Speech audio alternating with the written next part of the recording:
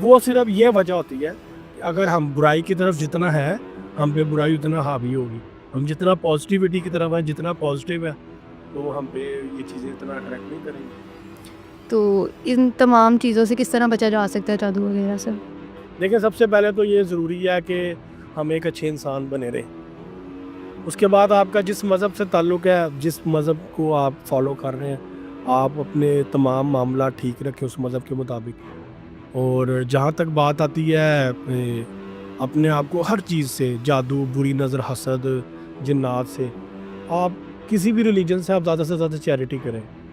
Charity سے, صدقہ خیرات سے, ڈونیشن سے آپ کے باڈی کے گرد ایک حصار قائم ہو جاتا ہے, آپ کا اورا بہت اسٹرانگ ہو جاتا ہے. ٹھیک ہے, کیونکہ اس سے یہ چیزیں خود بہت ہی آپ سے دور جاتی ہیں, آپ کے قریب آنے کی کوشش نہیں کرتی. اب ہم بات کرتے ہیں بحیثیت مسلمان. پہلی چیز یہ کہ آپ نے کیا کرنا ہے, اپنے اوپر سے جان کا ایک قرض اتارنا ہے آپ نے. دوسرا کام آپ نے یہ کرنا ہے کہ آپ نے سورہ بقرہ کی آخری 2 آیات ان کو تعداد میں 11 کی تعداد میں پڑھ لیں. پانی پہ خود پڑھیں, آپ زمزم اگر آپ کو مل جائے تو اس پہ پڑھیں, اس پانی کو زیادہ سے زیادہ پئیں. تیسرا کام آپ نے یہ کرنا ہے کہ آپ نے صبح دوپہر شام میں ہینڈز فری لگا کے یا ہیڈ فونز لگا کے لاؤڈ میں آپ نے سورہ رحمان سننی ہے. اگر قاری نورین صدیق ایک سوڈان کے قاری تھے, حبشی تھے, ماشاءاللہ بڑی خوبصورت آواز, ایکسیڈنٹ میں کچھ سال پہلے وہ اللہ کو پیارے ہو گئے, عمان سے ان کا تعلق تھا. ان کی اگر آپ آواز میں سنیں گے تو آپ کو رونا آ جائے گا. صرف عربک میں ہی آپ سنیں, آپ کو بڑا سرور ملے گا.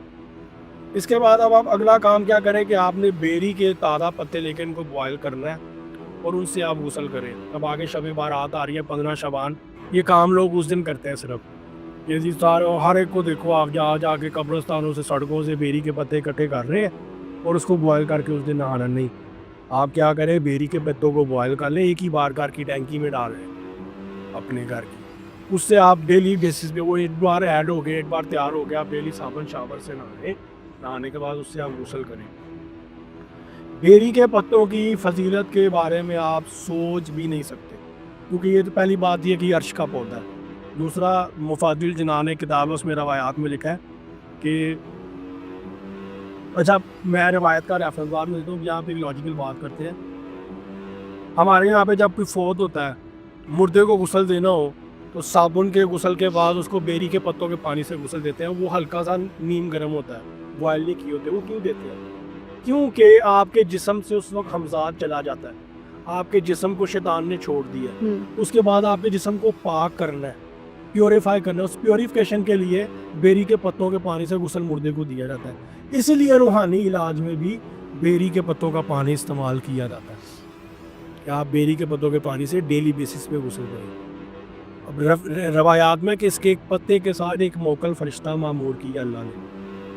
پھر اسی کتاب میں آگے جو میں چیز بتانے جا رہا ہوں کہ ہرمل کی دھونی لیں, بخور لیں, ہرمل کو جلائیں اپنے گھر میں, پورے گھر میں, واش رومز میں, کبرڈ اوپن کر کے, الماریاں کھول کے, واش روم کے دروازے اوپن کر کے, کرٹن ہٹا کے پورے گھر میں اس کا دھواں دیں. بری نظر, حسد, جادو, بیماریاں, پتہ نہیں کیا کیا آپ کے گھر سے چلا جائے گا. اب اس کے بارے میں بھی روایت ہے کہ اس کے ایک ایک دانے کے ساتھ, ہرمل کے ایک ایک دانے کے ساتھ ایک موکل فرشتہ ہے. اگلا کام آپ نے کیا کرنا ہے, اسی کتاب میں ایک ریفرنس ہے, رسول خدا صلی اللہ علیہ وآلہ وسلم سے پوچھا گیا کہ 2 طرح کے جنات کا انسان پہ حملہ ہوتا ہے. ایک اپنے جن کا جو کہ حمزاد ہے کریم, ایک ہے باہر کے جن کا. اب دونوں جنات کے حملے سے بچنے کے لیے ہم کیا کریں؟ جو اپنا جن ہے اس کے حملے سے, اپنے حمزاد کے حملے سے بچنے کے لیے, حمزاد کو کمزور کرنے کے لیے, روح کو مضبوط کرنے کے لیے, اس کو اسٹرانگ کرنے کے لیے آپ درود شریف پڑھیں, اللہم صلی علی محمد و آل محمد, بس. اور جو باہر کا شیطان جن ہے, جو جادو سے بھی ہے یا ویسے بھی اٹریکٹ ہو سکتا ہے, اس کے حملے سے, اس کے اٹیک کے سے بچنے کے لیے آپ قرآن پاک کی ایک آیت ہے, لا حول ولا قوۃ الا باللہ العلی العظیم. اس کو علیہ پڑھنا ہے, کچھ لوگ علیہ پڑھ دیتے ہیں جبکہ یہ علیہ العظیم ہے. اس کے بارے میں مولا علی علیہ السلام کے فرمان موجود ہیں کہ اس میں 99 پوشیدہ بیماریوں اور مہلک بیماریوں کا علاج ہے. اور کچھ روایات میں لکھا ہے کہ اس آیت میں ہی اسم اعظم موجود ہے, یہ آیت ہی اسم اعظم ہے, یہ پڑھیں آپ زیادہ سے زیادہ. آخری کام, اگر آپ کا عقیقہ ہو گیا تو جو گوشت ہے, بڑا گوشت بغیر ہڈی کے, اس کا آپ صدقہ دیں. ہر 11 دن بعد یا 7 دن بعد جتنا آپ افورڈ کر سکتے ہیں، لیکن آپ نے اس کی کوانٹٹی طاق میں لینی ہے. 1.25 کلو لے لیا، ٹھیک ہے، 1 کلو 700، ایسا نمبر نہ ہو کہ جو 2 پہ جفت نہ ہو، طاق عدد ہو. اس کوانٹٹی کے مطابق بغیر ہڈی کے لے کے اس کو اپنے جسم سے رب کر کے ہاتھ سے اپنی آپ کو ہاتھوں سے اپنی انرجی ٹرانسفر کر کے اپنے جسم کی، تو آپ اس کو کر دیں، دریا میں ڈال دیں. اس سے یہ ہوگا کہ یہ مچھلیاں کھاتی ہیں، مچھلیاں تعداد میں بہت زیادہ بچے دیتی ہیں، انڈے دیتی ہیں، اور وہ صدقہ اتنی دور تک چلتا ہے. اس لیے ضروری ہے کہ آپ یہ والا صدقہ دیں. میں نے ریسنٹلی ایک UK کا کیس ہے، پچھلے مہینے کی بات ہے. ایک لیڈی ہیں، وہ بیچاری بڑی پریشان. اب ان کے اوپر جو جادو کرنے والے ہیں وہ لوگ ادھر UK میں موجود ہیں، میں پاکستان میں ہوں. اب وہ ان کے ایک ہی بچہ ہے، ان کی آگے نا اولاد نہیں ہو رہی، بے اولادی کا مسئلہ ہے. ان کی اولاد باندھی ہوئی ہے، ان کے ساتھ 18 کا پرابلم نہیں ہے. انہوں نے IVF وغیرہ کا کروایا. میں نے ان کو بولا تھا کہ آپ پاکستان آ جائیں یا میں UK آ جاتا ہوں علاج کروانے، یا کسی اور کنٹری آ جائیں جہاں آپ ایزیلی آ جائیں یا میں ایزیلی آ جاؤں، کیونکہ ان کے لیے افورڈیبل نہیں بن رہا کہ مجھے وہ UK بلائیں، اور وہ بھی 1.5-2 ماہ کے لیے پاکستان نہیں آ پا رہی.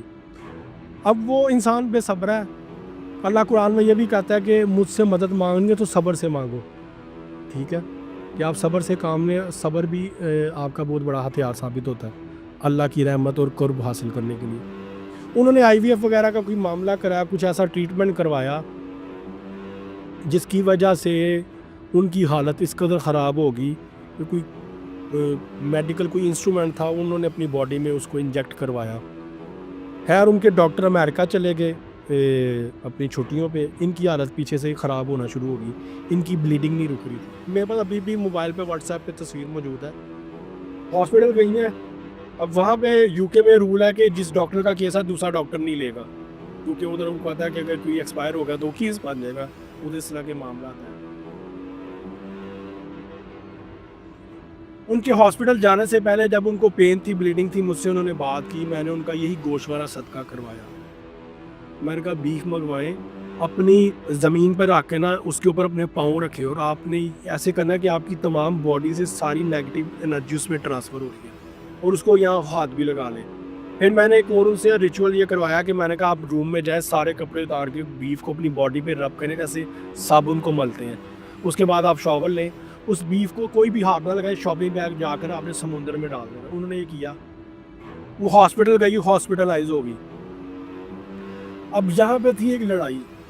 آپ بلیو کریں، میرے پاس ابھی بھی چیٹ موجود ہے، ان کے بھائی کے پاس ان کا موبائل تھا. انہوں نے کہا جی ڈاکٹر ان کا ڈیتھ سرٹیفکیٹ سائن کر رہے ہیں، شی از ایکسپائرڈ. میرے پاس ان کی تصویر آئی، ان کے بھائی نے تصویر بھیجی. انہوں نے کہا ڈاکٹرز نے کہہ دیا کہ وہ اس کی بلیڈنگ نہیں رکی اور نہیں وہ سروائیو کر سکی. اس کو میں کہا یہ ہوگا ہی نہیں، انشاءاللہ صبر رکھو. سب میں ساری رات جاگتا رہا. میں اس رات لٹرلی رو بھی پڑا کہ مجھے بڑا افسوس تھا کہ میں کچھ نہیں کر پا رہا.